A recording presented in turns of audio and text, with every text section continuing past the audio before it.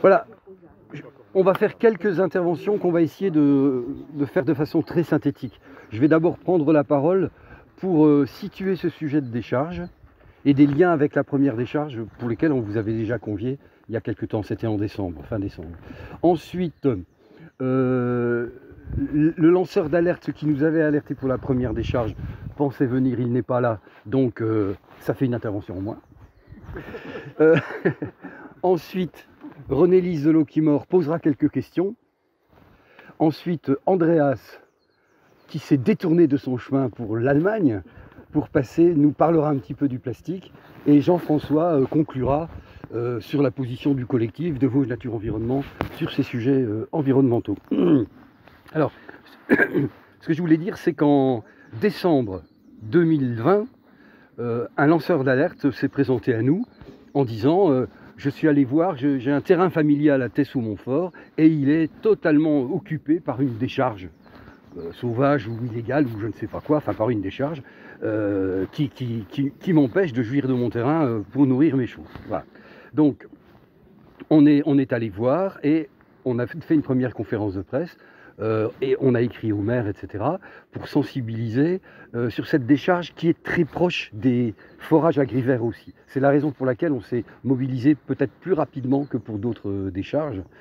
Et on a bien sûr saisi le maire, l'Adréal, et le maire a fait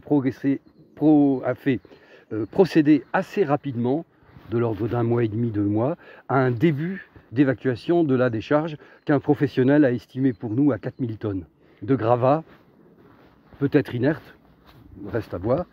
Et donc il y a eu une première évacuation, peut-être 10% ou 20% de la décharge, c'est-à-dire tout ce qui se voit a été enlevé avec des camions, mais il en reste plein, et il en reste notamment dans le dévers de cette colline, et notamment sur le terrain de la personne qui avait lancé l'alerte. Voilà. Donc il y a encore du boulot là-bas.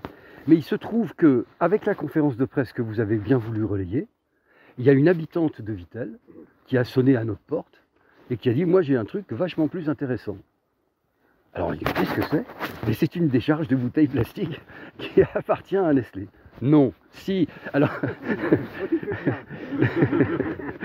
Et cette personne n'a pas pu venir aujourd'hui, autrement elle serait venue, elle témoigne à visage découvert, elle donne son nom, il n'y a aucun problème. Elle était scandalisée, elle cherchait des champignons avec son petit-fils. Le gamin est monté, il a essayé de redescendre, il naviguait dans les bouteilles. Et elle était vraiment indignée. À l'époque, elle nous dit avoir saisi le maire de Vittel et d'avoir saisi Agrivert qui est venu la voir, etc. Donc elle pensait que les choses évolueraient. Et puis tout est resté en l'état. Ça, c'est 2014 qu'elle s'aperçoit de cette décharge. 2014, oui. Et il se trouve qu'en même temps que cette personne nous a contactés, on a pu avoir un contact aussi avec un ancien responsable d'entreprise du bâtiment travaux publics à Vittel et qui connaissait l'ensemble de ces décharges, et notamment celle-là, en disant qu'il avait été sollicité par Agrivert pour l'évacuer, 2014. Qu'il était venu avec ses camions, qu'ils avaient travaillé une journée, et voyant le peu qui avait été sorti, la direction d'Agrivert lui a dit « On laisse tomber, c'est impossible à sortir de là, on laisse tout en place ». Bon, c'est un témoignage, hein, voilà, témoignage spontané. Donc bien entendu, cette décharge, on l'a, nous, visitée pour la première fois début janvier. On y est revenu avec un réalisateur allemand qui fait un film sur l'eau, et sur Nestlé en particulier, mais pas que, pour Arte, qui sera diffusé en septembre. Donc il est venu filmer la décharge, et on est revenu avec les députés de la commission d'enquête parlementaire, présidée par Mathilde Panot, sur la mainmise sur l'eau par les multinationales et ses conséquences. Donc ça a été à nouveau filmé, etc. Et en même temps, on a réussi à faire le lien, grâce à un agriculteur qu'on connaît, avec une autre décharge de plastique, mais celle-ci enfouie, sans qu'on puisse voir ce type de déchets en surface, sur un terrain appartenant aussi à Nestlé, sur la commune de Paray, de Saint-Ouen-les-Paray, voilà, entre Sauville et Saint-Ouen-les-Paray, comme ça on entend tous les deux. Et l'agriculteur avait loué une pelle mécanique et devant nous nous a invités, avec le cinéaste allemand, il a creusé des grandes fosses et là on a vu ce qu'on ne pensait pas pouvoir exister, c'est-à-dire effectivement des sacs de soude, des déchets plastiques, etc. J'en ai mis quelques photos pour vous dans le dossier de presse, on peut vous en communiquer, c'est pas secret. On ne vous l'amènera pas voir parce que les trous ont été rebouchés, donc il n'y a plus rien à voir, circulons. Hein. Voilà. Cette décharge, excuse-moi, avait été montrée par TV5. Alors, par le même agriculteur, cette décharge avait été filmée par France 5 en 2014, effectivement. L'agriculteur avait assez peu creusé à l'époque, il espérait que ça donnerait un signal à Nestlé, nous a-t-il dit, et comme il n'a pas été entendu, il a décidé de frapper plus fort, et il a fait des très grandes fosses qui sont filmées aujourd'hui, qui sont en boîte, tout ça est irréversible. On vous a préparé un petit dossier avec des photos du trou de la pelleteuse, et la localisation par géoportail, et là quand vous regardez vous verrez cette zone-là qui fait presque 1 hectare. La végétation est complètement différente du reste. Il n'y a aucun arbre, c'est des arbustes. Ça peut s'expliquer par le fait qu'il n'y a que 90 cm de terre. Donc les arbres, quand ils arrivent au plastique, ils s'arrêtent là, puis ils vont pas plus loin. Voilà. On nous dit qu'il y aurait entre 5 et 10 décharges plastiques, mais tout ça, c'est des mémoires qui s'enfuient avec le temps et on ne sait pas. Nous, on sait qu'il y en a 2, c'est déjà pas mal, c'est déjà trop. Alors, ce que je vous propose, toujours pour qu'on reste bien, c'est que René Lise pose quelques questions. Propose de nous poser quelques questions. De quand datent ces amoncellements de déchets plastiques? Tu l'as peut-être dit, c'est bien donc de la décennie 70. Qui les a déposés là? Guy de la Motte Boulommier, pour la Société Générale des Eaux Minérales de Vittel, et Nestlé. Je dis bien Guy de la Motte Boulommier et Nestlé. Parce que qui a inventé la mise en bouteille plastique ici à Vittel? C'est Guy de la Motte Boulommier, qui en a eu l'idée, hein, qui le premier a mis l'eau en bouteille plastique, c'était du PVC à l'époque. Lui, il appelait ça une révolution industrielle. Et il a eu cette idée-là en 68. Et pour arriver à la mettre bien en œuvre, il a fait venir Nestlé au capital en 1969. Nestlé est arrivé avec 30% au capital de la Société des Eaux de Vittel. Hein. Guy de la Motte, lui, il a assuré les fonctions de PDG de 1972 à 90. Donc il était pleinement responsable de ce qui se passait à cette époque-là.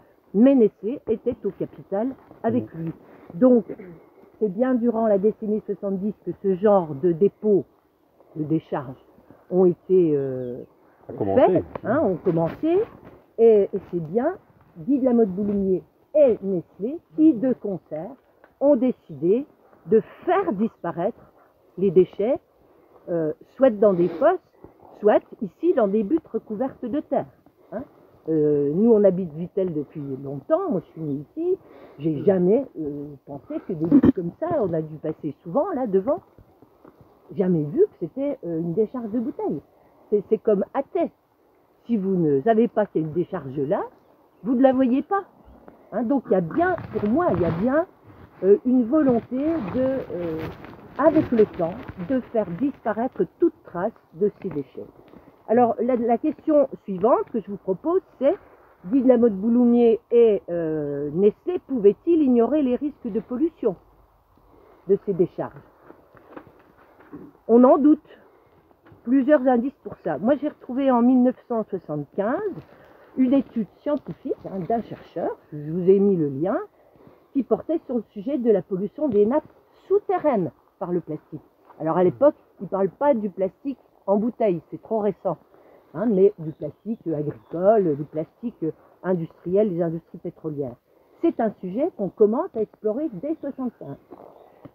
Si vous regardez les écrits de Guy de la Motte, sa petite encyclopédie, etc., vous verrez qu'il rappelle la pression subie de la part des écologistes belges et allemands. Oui, Andreas, les Allemands déjà dans ces années-là, commençaient à nous embêter avec leur écologie.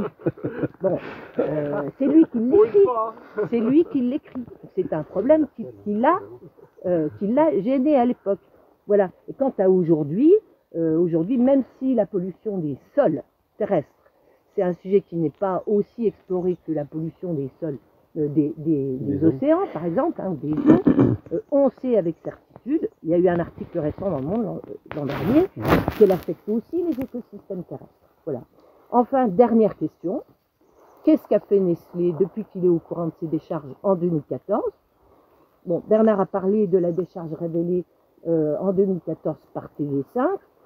À propos de cette décharge, Madame Dubois a répondu à la commission d'enquête parlementaire que, effectivement, la multinationale Nestlé n'avait rien fait depuis le signalement de cette décharge par une télévision en 2014 et qu'elle n'a rien fait jusqu'en 2019, que tu l'as dit, où elle aurait entrepris des démarches d'investigation, donc en même temps les résultats s'effectuaient et ils vont faire quelque chose avec l'État, etc. Bon, je souligne que dans la commission parlementaire, c'était déjà tellement difficile de lui faire parler de cette décharge là-bas de 2015 qu'ils ont oublié de parler de celle-là. Hein. Nous, on va y revenir. Voilà. Moi, j'ai plus de questions à poser, mais simplement, moi, je suis révoltée quand je vois ça. Ça fait au moins 5 fois que je viens. À chaque fois, j'en suis malade de voir ça. Et quand je pense que Nestlé Agrivert, avec l'aide de la Vigie de l'eau, prétend protéger les nappes souterraines, la Vigie de l'eau nous a fait une exposition là-dessus. Hein.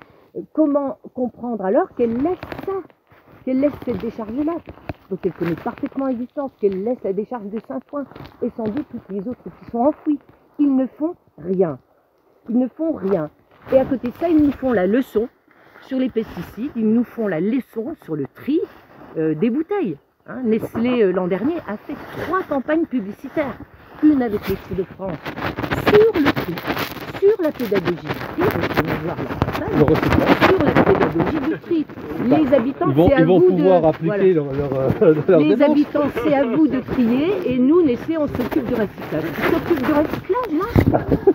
Ils s'occupent du recyclage. Mais il avait oublié. Bon, voilà. Ou M. Gérec qui répond à la commission, oui, les habitants sont irresponsables quand je pense aux tonnes de déchets qu'on ramasse sur le bord des routes. Mais il ne les connaît pas, les déchets, là, les tonnes de déchets. Là, C'est pas au bord de la route. Voilà. Voilà. Donc,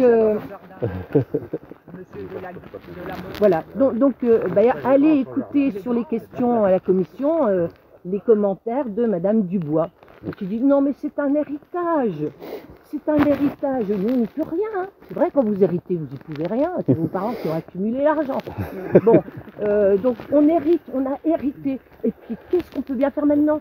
Voilà que la végétation a repoussé naturellement sur ces La nature reprend ses droits. Bon, comme Nestlé protège la nature, elle ne va pas vouloir détruire là ces arbres pour récupérer le plastique qui est en dessous. Non mais écoutez, voilà, bon, on en rit, hein, mais c'est vraiment désolant. Donc moi ce que je me dis, c'est que la valeur première de Nestlé, puisqu'ils nous parlent toujours de leur valeur partagée, celle pour moi qu'ils partagent évidemment avec l'État et les élus, c'est d'effacer toute trace gênante pour leur image et pour leur économie. Voilà la première valeur de Nestlé, et de l'État et des élus. Voilà. Eh bien écoutez, tout ça c'est de l'hypocrisie et du mensonge. Donc moi je disais, pour moi, le vrai visage de Nestlé, il est là. C'est un visage de Nestlé pollueur, en plus de l'image de Nestlé pilleur, profiteur, Et demain payeur. enfumeur. Voilà, c'est ça. Regardez bien cette image, faut que ça a bien passé. Et allez surtout regarder sur le site de l'enquête parlementaire les commentaires de l'État et de Nestlé sur cette décharge. C'est assez hallucinant. Et voilà, merci. Ok, merci. Andreas, la parole pour 10 secondes. Alors là, ça va. Oui, je me permets d'ajouter que 10 secondes, Attends. on se focalise sur Nestlé, certes, mais il faut oublier qu'avant il y avait Perrier à Contrex, et Contrex ça fait pareil dans les villages, dans tout, dans les villes et d'autres. Et maintenant, c'est Nestlé le chef partout, y compris à Contrex. Il y avait Perrier qui faisait les mêmes deux sociétés différentes D'accord. sur les autres villages. Je vais vous raconter une anecdote, vous la connaissez peut-être déjà, mais elle se prête tellement bien. En plus, je parlais un peu de mes compatriotes.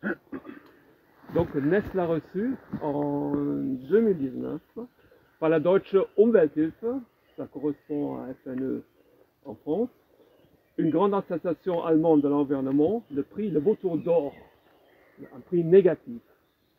Pour l'emballage le plus absurde de l'année, pour son pack de 6 bouteilles de plastique à usage unique. Les 6 bouteilles étaient encore enrôlées dans un film en plastique. Donc voilà. Donc pourtant Nestlé était en concurrence avec 5 autres grands pollueurs allemands qui étaient en compétition. Donc 20 000 consommateurs allemands ont voté pour Nestlé. Donc ce n'est pas uniquement l'emballage le plus absurde, c'est aussi la stratégie de commerce, c'est-à-dire on fait un embouteillage à quelques centaines ou milliers de kilomètres et on trimballe tout ça à travers l'Europe. Donc au niveau de l'empreinte carbone, c'est terrible et c'est pour ça qu'ils ont été sanctionnés aussi par ce prix. En 2017, Greenpeace, je parlais encore de Nestlé, Greenpeace a fait une grande étude et a analysé les déchets plastiques sur les plages aux Philippines. Donc tout le monde connaît ces images terribles où il y a du plastique partout et on commence à pleurer. Nestlé a encore remporté une fois le premier prix parce que Greenpeace a analysé la quantité de plastique par rapport aux entreprises. Et Nestlé était encore champion du monde parce que c'était eux qui avaient pollué le plus la plage. Et maintenant, Nestlé nous invente la bouteille de moins d'1 litre aromatisée, des marques Vittel, Contrex et Villepar, 3 marques produites dans les usines de l'Ouest des Vosges, désormais composées à 100% de plastique recyclé. Voilà la communication de Nestlé dont René Lise a parlé tout à l'heure. Pourtant, le recyclage n'est pas la solution miraculeuse. On fait croire, en mettant une bouteille dans la bonne poubelle, ça va faire disparaître le problème. Je cite Nathalie Gontard, spécialiste du plastique à l'INRA. Elle dit « Le recyclage à long terme et à court terme n'est pas la solution. Cela n'entre pas dans un cercle d'économie circulaire comme on le prétend. Et en plus, elle nous redit, arrêtons le plastique vierge, on a amassé suffisamment de plastique pour avoir du plastique recyclé pendant 50 ans. Donc, il faut arrêter, il faut réduire à la source. Je voudrais citer quelqu'un qui est spécialiste chez Greenpeace, qui traite les océans, c'est-à-dire les pollutions des océans. C'est Hélène Bourges. Le plastique renouvelable, ce qu'on nous invente maintenant comme la solution qui paraît vivable, le plastique produit à partir de végétaux, comme par exemple le maïs, l'amidon de maïs, n'est pas la solution. Quel que soit le plastique, l'impact sur l'environnement est le même. Le plastique produit à partir de maïs est aussi mauvais pour l'environnement et entre en concurrence avec la production alimentaire. Quoi qu'ils nous racontent, les entreprises, le recyclage ou le plastique renouvelable, c'est-à-dire le plastique bio, ça ne fonctionne pas. Ça va continuer à polluer l'environnement et ça entre dans la chaîne alimentaire. Donc ça me paraît le plus préoccupant pour nous et aussi pour les futures générations. Le taux élevé de microplastiques dans le sang entraîne des problèmes de santé énormes. Naissance des enfants avec quotient intellectuel plus faible, des problèmes moteurs, retard de croissance, problèmes hormonaux, l'infertilité chez les femmes, des tumeurs, cancers. C'est la directrice de Green Science Policy, Allen Bloom, qui dit ça. Donc, si on veut éviter cette pollution, aussi cette pollution au niveau de notre santé, il faut réduire la source. Un dernier chiffre, on a atteint un niveau où on ne sait plus quoi faire du plastique. Toutes les secondes, 10 tonnes sont produites. Toutes les 10 secondes, 1 tonne disparaît dans les océans. Ça veut dire qu'on produit actuellement plus de 300 millions de tonnes par an.